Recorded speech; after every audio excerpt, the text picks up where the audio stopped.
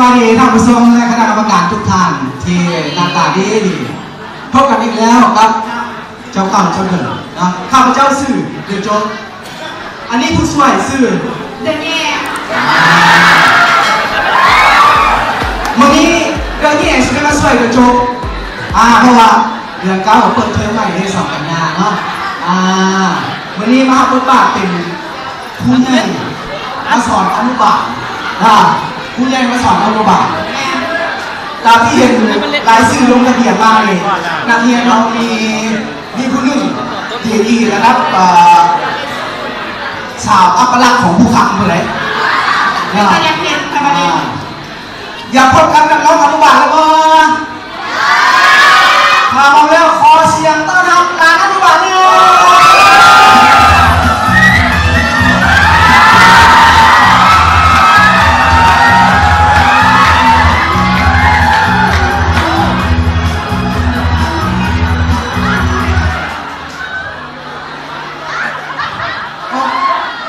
มาแล้วก่อนดิหลังนั้นที่หยอดอ่ะมูหลานมาอยู่ขี่นะเอาเซิร์ฟมาเลยรถมูหลานมาเลยงงครับ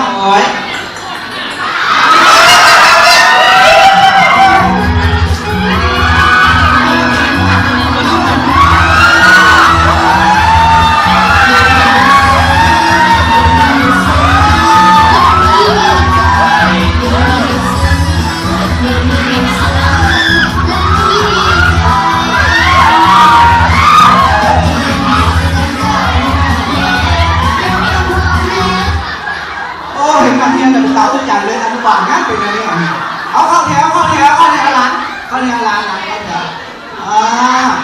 ถวด้วยหลังเลยอาจารย์เสียเส้นน้ำแล้วนี่นะครับเด็กนะครับหมดแล้วครับโควิดหลังจากนั้นเรากดใส่ลานได้ตอนนี้สิให้ท่านผู้ชมได้รู้ว่าชื่อเสียงเรียงนามเวลาเรียงนามให้ผมรู้เนาะเริ่มจากหลังนี่ก่อนสวัสดีสาวสวัสดีท่านผู้ชมหลานเอกชื่อนางสาวกระดอหมายตรึงท่านผู้ชมยังชื่อกันได้บ่นางสาวที่ครองตำแหน่งชนะเลิศในการประกวดนางสาวประจำปีอยู่ในภูเขา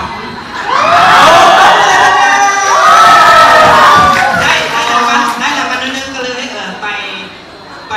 ศิลปกรรมอยู่เกาหลีมา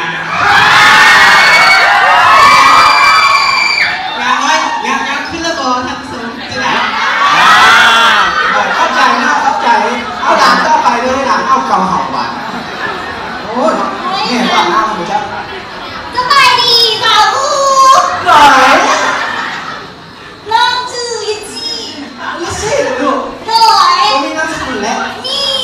นามสกุลดวงตระกูลดวงหน่อยชื่อเต็มรูปเด็กสาวลิซี่ดูลิซี่ดวงแต่หนัก2 เม็ดกิน2 เม็ดตายละร้านมาจากใส่สีธัญญาแถวไหนนอกบ้านมีสีธัญญาตามไปชมบนไหนวะบนหลังคาสีแดงมีแดดส่องหลังคาตากแดดโอ้ยหลังคาตากแดดเข้าใจได้หลังเลยต้องเอาหลังพูดต่อมาเลยตาชมคนธรรมดาเนาะแนะนำตัวเองให้ผู้ให้นำไปสบายดีสักครู่สบายดีหลานเองชื่ออาซูผมมีนามสกุลเลยนามสกุลจิ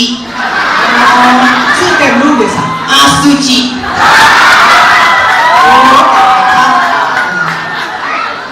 หลานมาได้ใส่มาแต่ญี่ปุ่นมาแต่ญี่ปุ่นชื่ออาซูจิเข้าใจได้หลานแล้วก็สุดมากใช่ไหมเอาพูดสุดท้ายบ้างออกไก่จังหน่อยย่านคนนี้นะ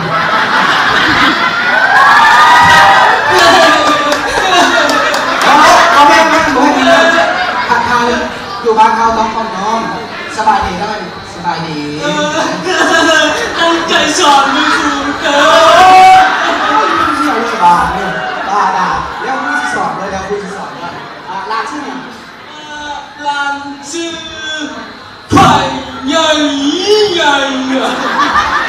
ควายใหญ่มาจะใส่ลง ปากเช่อะ โอ้ปากเซ่กับภาษาอังกฤษ บางเมืองอะปากเช่ไปเช่มาเวลาเมาอะ เข้าเป็ดเรามาดูจะมาอนุบาลเลยโอ้เข้าแล้วก่อนเอามานี่โอ้เลยครูสิเนี่ยอันนั้นหลานของเขาอ่ะหลานนะหัว บอกฟึก โอ้คุณต้องร้องเพื่อนคุณต้องร้องเด้อคุณต้องร้องดูดื้อ ครูไม่มีเหตุ นี่เรากับคนที่กันเราเป็นคนที่อยากคุณต้องร้องเด้อเอาแล้วไปเลยคุณมาเข้าเฮียนเลยครับโมงมาแล้วโมงนะโอ้ดื้อใช่ไหมอนุบาลดื้อเลยครูสิงห์อะไรเนี่ยอ่านพร้อมกันเลยตัวอย่างนี่นะตัวอย่างตุ๊กต่อชื่อว่าดังซ้อมชื่อว่าดังเร่งอ่านตัวต่อไปเลยหอ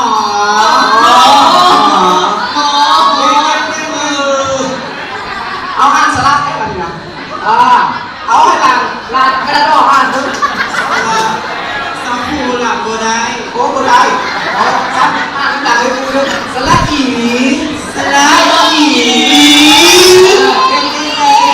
อ่านผสมกันเด้อบ้านนี้ผสมกันพอเซซาลีอ่านไปอย่างลาน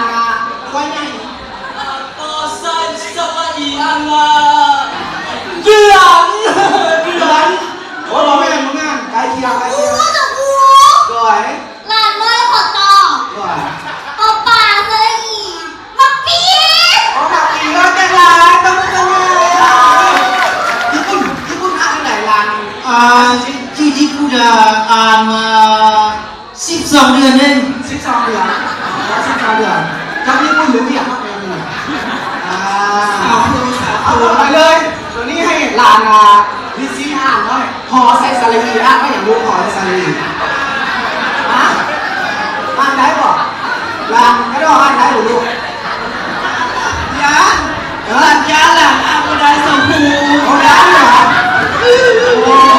อย่าโทษเลย โอ้ยกินกันนะอีกเหรอนี่จะอ่านถึงเรื่องหอหันเสยอีอ่านว่าผี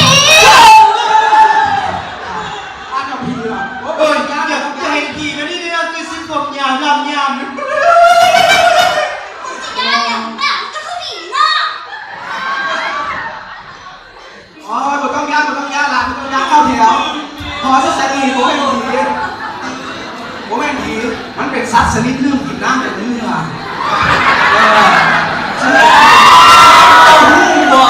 ครู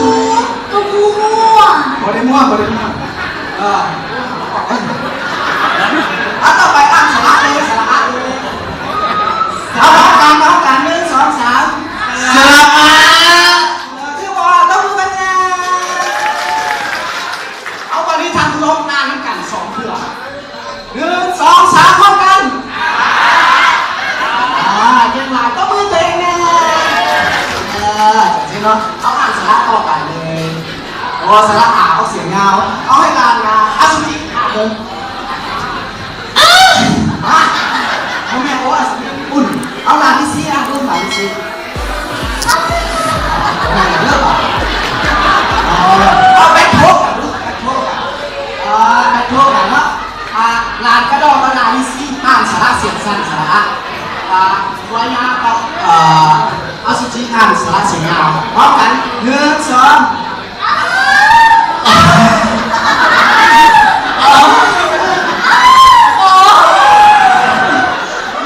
เสียงนี่ก็มีเสียงบ้าเคยได้ยินต่อหลังเคยได้ยินไหม แต่ครู เลย อีพอกับอีเมย์เฉยคือ ว่าโอ้มองไม่เห็นสอนกันเลยเอาสุดท้ายวิชาภาษาลาวจบแล้วก็ไปวิชาเล็กเลยเนาะวิชาเล็กอ่านให้คุณเลย44เอาควรใหญ่อ่านเบิ่งฟังหน่อย สีหลัง เก่งเอา หัวข้อสุดท้ายเอาให้หลานลิซี่บอกงานเลย อันนี้ชีเจ้าเม็ดที่ยอดชี จะไปกินยอดสิอยู่ญี่ปุ่นห้ามที่กันวะ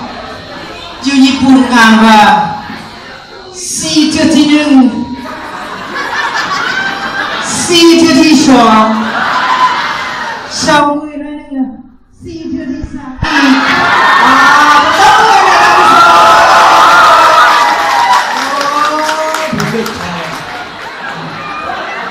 เอามาได้อะไรวะพี่สาวเราเมื่อโอ้พึ่งมาหนึ่งโอ้พึ่ง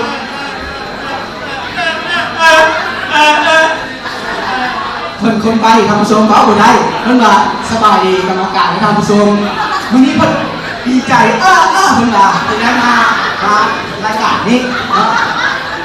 เ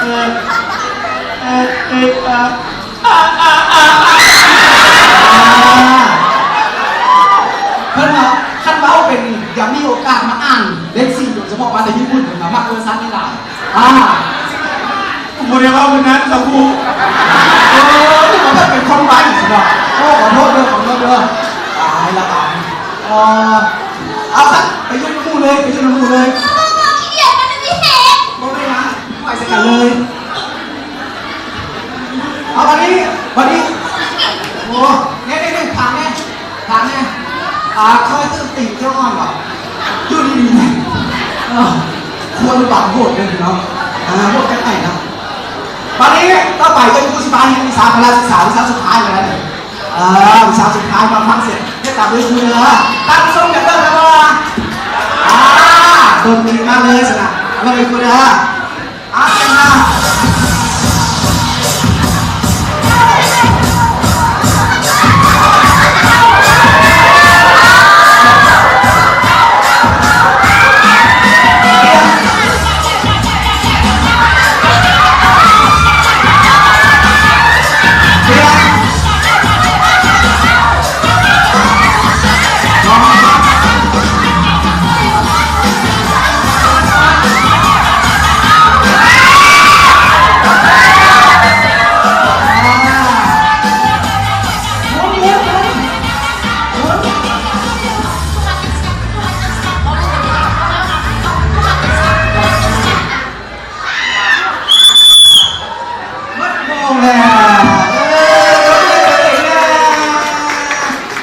การแสดงของทีมซูเปอร์โจ๊กเกอร์จบแล้ว ถ้าใครส่งไปเสียไผ่บัตรซูเปอร์โจ๊กเกอร์ขอเสียงด้วย